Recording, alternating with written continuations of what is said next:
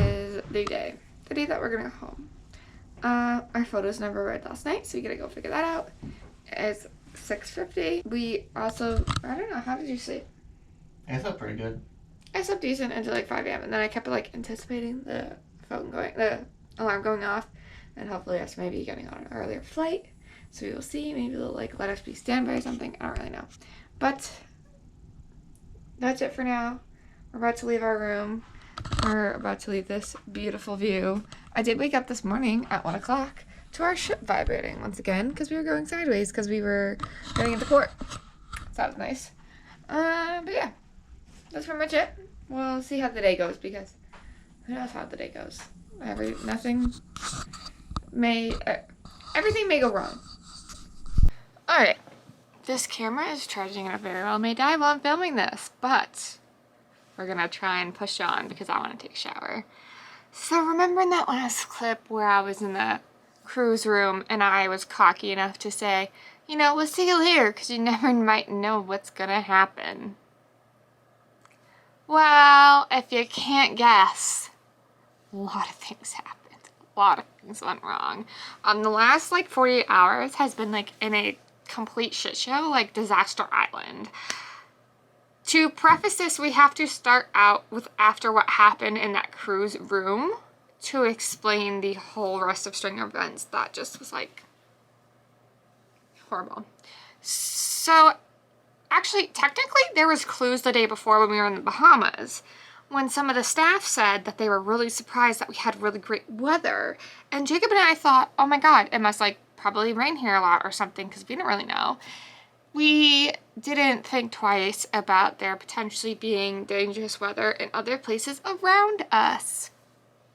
Also, the crew staff probably didn't know that we didn't know what was happening in Florida on that day. However, we didn't find out until the following day when we were trying to disembark. Disembark is the word. So after we went to that hotel, after we left our room, we'd packed everything up, we finally got our photos, we went to go eat. It was like super packed and I thought it would be nice to go outside. I didn't realize that it was windy. Jacob and I went out with our breakfast after, I think we ate inside and then we decided to go like outside to the top deck, see if we can get any like cell service out there because we were struggling to get like any kind of connection like in the ship, which is normal. It's a gigantic ship. So we went outside on the top deck and it was super windy. And then I noticed on my weather app that we were under tornado watch. Nobody decided to tell us that. Nobody decided to share with us that we were under a tornado warning, or not warning, that we were under a tornado watch.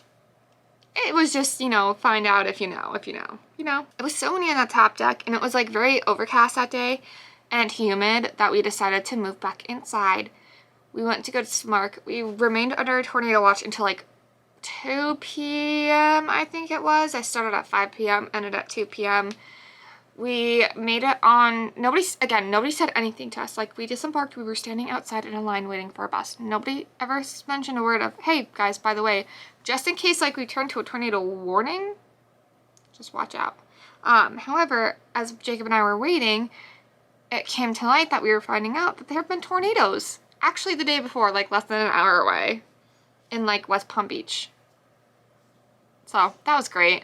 So we got on our bus, didn't actually have to wait outside that long. The group after us, because we got on like the second bus to leave, they kind of had to wait a little bit outside, which it wasn't as bad as when I had to wait outside to get on the ship because it wasn't like super hot and super like dry heat, but whatever. We get to the airport. I think we'd initially gotten delayed like 10 minutes, didn't think anything of it, got through TSA really quick, got back. I was kind of like, oh, maybe I shouldn't have bought an airplane flight so late. Our group was the cutoff for like the second group to go to Fort Lauderdale airport was I think 6:30 and our flight was 5:25. I just couldn't remember when we booked the flight like how long it took us to get off the ship.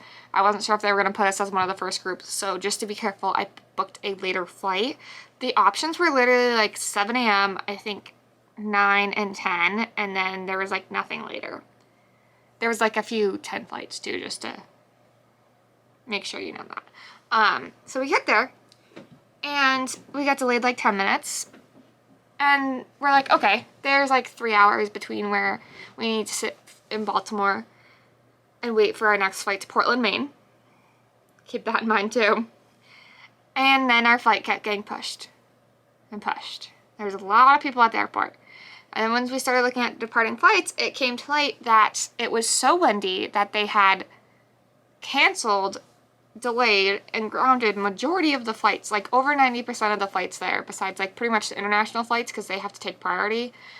Even though there were some flights that they were letting take off, which was kind of annoying, and it turns out there was horrible weather also in Baltimore and also in Boston. Keep that in mind too. Baltimore was having like its own types of delays, so we were like, maybe the second flight will get delayed, whatever. But they also then, so they delayed the first Baltimore flight. There was 4, just to keep in mind. The first one, the earliest one in the morning, that had an issue, because I think there was a few that like super early in the morning that already like left. But when all these issues started to incur, our Baltimore flight was the very last one. The first one to have issues got delayed super, like 6+ hours, which was how long ours ended up being delayed too. And then the 2 middle ones got canceled, which was going to create issues. But technically, by the time that our flight was supposed to leave at 5:25, there wasn't supposed to be really any weather issues. However, they decided that since everybody else got screwed over, that they were going to screw over our flight. Even though our flight could have left on time and had no issues, we got fucked over. Literally got fucked over because of the other flights. So they essentially delayed the first one, sent them out at the time that we were supposed to leave. Thanks. They had a different plane. Canceled the 2 middle ones. Magically came up with 2 random flights later on that left at like 9 p.m. and ended up just like kicking us like super late. And the reason was, and this is the other thing that annoyed me, like I said, all these flights were getting grounded, all these flights were getting delayed. They decided, they were like, your plane got delayed from Reagan, which we weren't even going to Reagan. We were going to Baltimore, Washington International. But our flight was supposed to be coming from Reagan, apparently, or our plane specifically. So our plane, since they got delayed there, we got delayed too. So an entire airport of grounded and deplaned delayed flights, they couldn't find us another plane. Because we could have left on time, because the weather was fine by the time. Like, it was still a little windy, but it wasn't like as bad as it was that morning. And they were letting other flights take off by that point. But no. We just got fucked over because other flights got fucked over. Even though they could have literally delayed them to the time that when we left at night, and they would have just completely had to fix their own issues. No, we got screwed over. So they started delaying ours and delaying ours and delaying ours. And so finally got to the point where it was like getting a little hairy that we weren't going to make our connecting flight. So then they had, by this point, created those other 2 random flights. And I'm sitting there figuring, okay, people have probably gone to other flights and have been put on other flights. There's probably at least like 1 or 2 seats for Jacob and I to potentially get on. No. We went to them, and at that point, they literally, once they delayed it past the point where we were for sure going to miss our connection, I went up to them and I was like, listen, you've delayed our flight so much that we're going to miss our connection. There's no other flights out of Baltimore until 6 a.m. if we can even get on that flight. And that would be to Boston. The other flights to Portland weren't going to leave, and they were telling us that if we wanted to go to Portland, we weren't going to get there. Now, mind you, this was the 30th. They were like, we're not going to get you till the... We maybe have 1 seat on the night of the May 2nd. 48 freaking hours later. I don't think so. I'm not going to stay here for 48 hours. That's not going to happen. Not that you're even going to provide me a compensation because you suck. And this was because Jacob and I were going into a small airport, and we chose the company that did not have the amount of connections that we... Like, if we had chosen, like, Delta instead of Southwest, Delta has a lot more flights in the United States. We might have been able to bounce around to another another airport and gotten home in the same amount of time. Whereas Southwest only had, like, a very small, minuscule amount of flights, and they were all screwed over. They were like, sorry, we can't do anything about it. I was like, well, what if we, like, end up in Baltimore, and at this time, they hadn't delayed it enough to where, like, we could have rented a car in Baltimore and gotten home by, like, 8 or 9 that morning if we just drove from Baltimore overnight. So I was like, so what happens if we don't get on that second flight? Because we're already going to miss it. So what if you rebook us and we don't get on that flight? The guy was like, it's not our problem. I was like, so you're going to strand us overnight in Baltimore for like 48 hours? And you're not going to give us like any other choice? He's like, it's because of when it's not our choice. So we're not going to give you any compensation. I was like, your guy's traffic control tower is the one that's making these decisions, and we're letting other planes take off, but we're not going to let ours take off. So you're going to screw me over. Again, because you're still screwing me over. So they were like, no, we don't have any options. So instead I was like, you're going to sit here if you want to be it that way. And you're going to literally look up every departing flight from this airport, from the West Palm Beach airport, as well as the Miami airport. So you're going to look at flights from 3 different airports to every single airport in New England, including New York and Philadelphia and Pittsburgh and Newark, everywhere. You're going to look up every connecting flight for Southwest, and you're going to hopefully get us on one. I know. There was no seats. Somehow, miraculously, on every single flight, they couldn't get us out till the second night of every fucking flight. So I was like, Jacob, we're going to Baltimore and we're renting a car. But then they continued to delay us more, okay? We were supposed to arrive in Baltimore at like 8:30 maybe. And we were going to leave at this point. Our end time that we were supposed to leave, Fort Lauderdale, was 8:30, blah, blah, blah. It was 11 p.m. We ended up leaving Fort Lauderdale at 11 p.m. Our connecting flight was supposed to leave Baltimore at 10:45. I believe. No. Yes. Regardless, we were supposed to be in Portland at 11:45 and be home by like 1 a.m. We didn't land in Baltimore till 1:30 a.m. We were supposed to be home by that time, like home for at least half an hour by that time in Portland. Yeah, that was great. So finally, what ended up happening was that finally it looked like there was 2 available seats. Because again, Jacob and I were like prepared to drive. Like we were like, this is gonna happen. We're gonna have to drive. I looked at every possible connecting flight. I even looked at us potentially going out to freaking Chicago, so that we could then maybe get a flight home, and we would still get there quicker than when we did get home. We got delayed at that point. We were getting on the flight at 11. We weren't going to land until 1:30. The other continuing issue is that pilots are going to time out. Even though our flight might get delayed, they might not have a pilot for us because they've all timed out.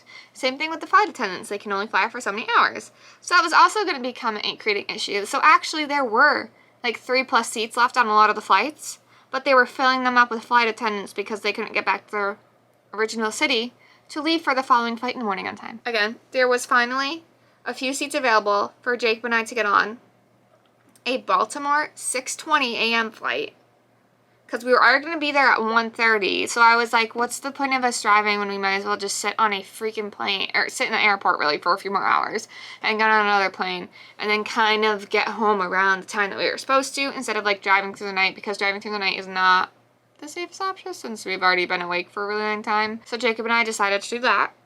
And so what we did, because things can't just go our way.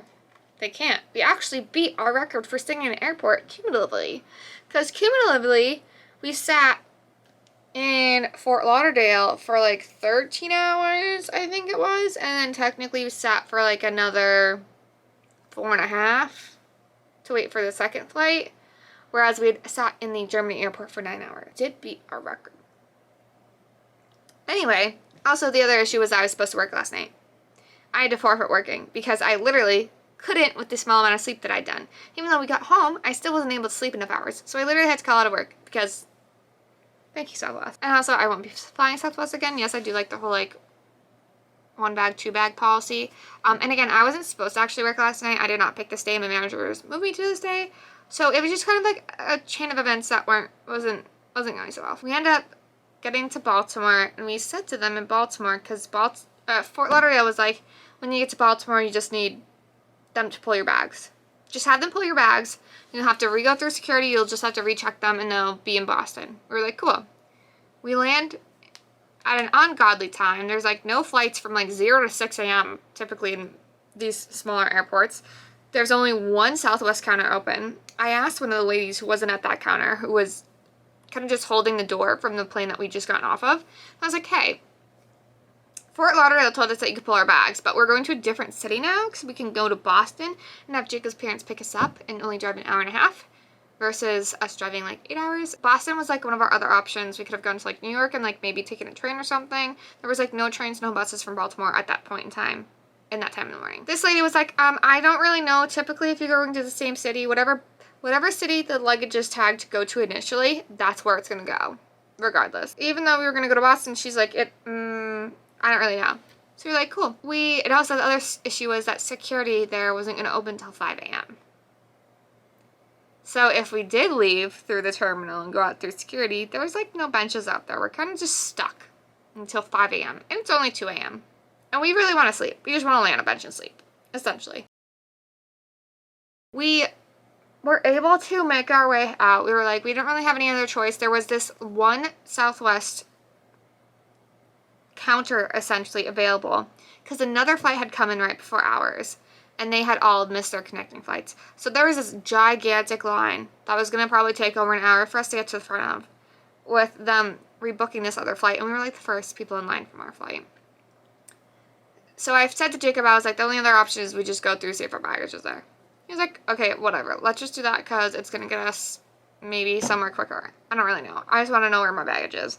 And the funny thing is, I questioned buying luggage tags before this trip, like the GPS ones to put in our luggage, and I was like, no, we don't need to. That's silly. Next time I fly, we're gonna... Jacob and I we go to the baggage office. The lady's like, we don't pull bags. That's just not how we don't have people, we don't have the manpower to do that. There's like nobody in this airport. There's like maybe 2 flights worth of baggage there. She's like, we can't do that. Your baggage is gonna go to Portland. I was like, huh, great. Our baggage definitely made it to Baltimore, but it was going to need it to make it on the next Portland flight, which would have been a 7 a.m. flight, I think it was. So by the time that we were supposed to make it back to the area in which we live around Portland, Maine, we could have essentially just like gone to Portland and then got back down to where we live to get our luggage, assuming it would make it there. We ended up getting on that 6:20 flight. We made it to Boston by 7:45. We went to the baggage office and we were like, hey, can you just double check that our bags are on a plane to Portland so we can pick them up on the way back?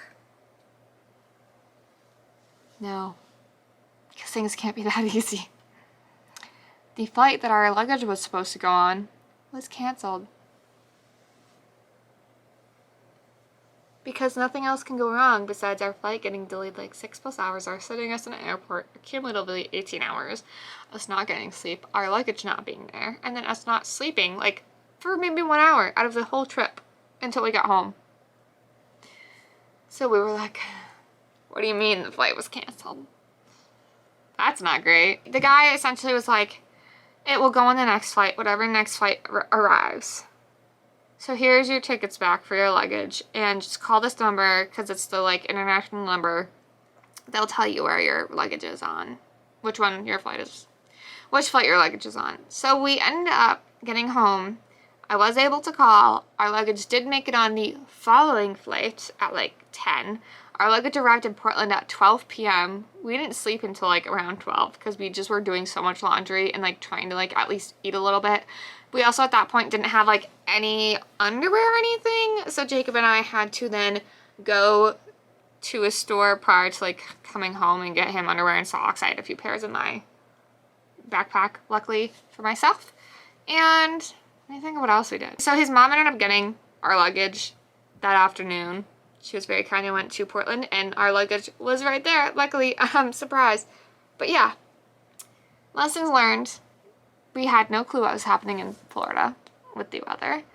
And we will no longer be flying Southwest. Not specifically just because it's Southwest, more because the only flights that go into Boston and Portland, which are our closest airports besides like Manchester kind of, is also same distance for us to Boston. The issue is that the only flights that go into those airports are practically all from Baltimore. So if we get screwed over in Baltimore, we're done for. So we need another airline, clearly, that we need to take that has more connecting flights. So if this happens again, we can get home. And also, if it happens again, I can get luggage tags and have peace of mind that the airports are actually going to like send our luggage where it needs to go, because it was a little hairy there for a minute. Not that there was anything super, super expensive that I like needed out of my luggage, but it's just like, I had a lot of clothing that I would have liked back, you know. So that's essentially it. We were able to book those next 2 cruises, so we have booked those cruises. We don't know where we'll be flying out of, because technically like free airfare for the second person is an option on there, but we might be living elsewhere. So we might not be able to like take that promotional sale thing, whatever you want to call it. But yeah, that was the disaster of our trip. Just wanted to share it with you because it was a hot mess. They didn't give us anything for compensation. I might see if there is possibly something we can get for compensation. I don't really know. We didn't have to pay anything extra for the connecting flights, but the whole thing was a disaster. So thank you guys for watching.